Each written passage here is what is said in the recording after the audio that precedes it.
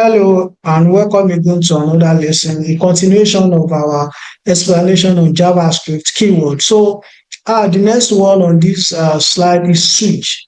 Switch marks a block of statements to be executed in different cases. So the switch statement allows you to, instruct your code or set a criteria that needs to be executed if some certain things are met or if they are not met.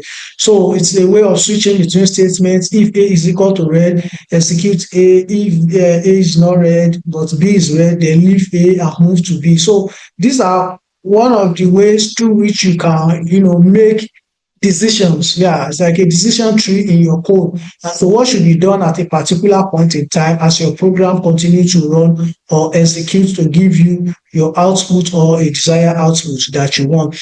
Another one is for. For marks the blocks of statements to be executed in a loop. So we'll still get to the concept of loop, but loop is just a way to avoid repetition. It's just a way to avoid manual repetition. To do, if you have things that you need to do over and over again, you can give that, you can use loop to do it, to avoid the manual repetition of having to do it. Loop can do all of that one for you. So we'll still get to looping in JavaScript and see how it works. But one of the keyword for it is for. So you can use it to execute codes that involves repetition, to make decision and other things like that. Then another one is function. Function keyword is used to declare function. So if you have a group of statements or a group of things that needs to be executed together, function is a good way to do this. So you can reuse it if you have it in multiple. If you need to use the code in multiple places or for some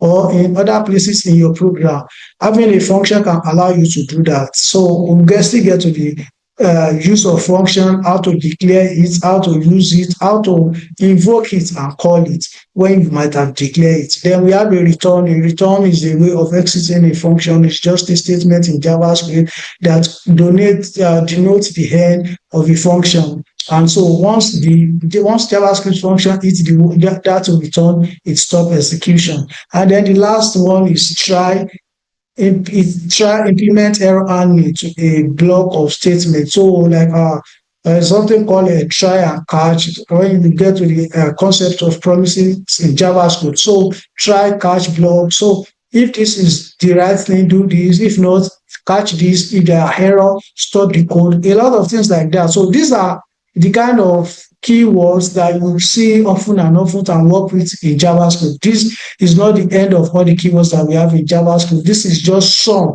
like I said, and they are the most common that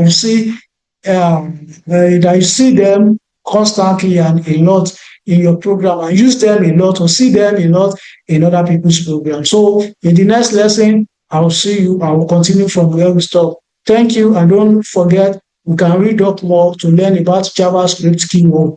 Thank you. I'll see you in the next one.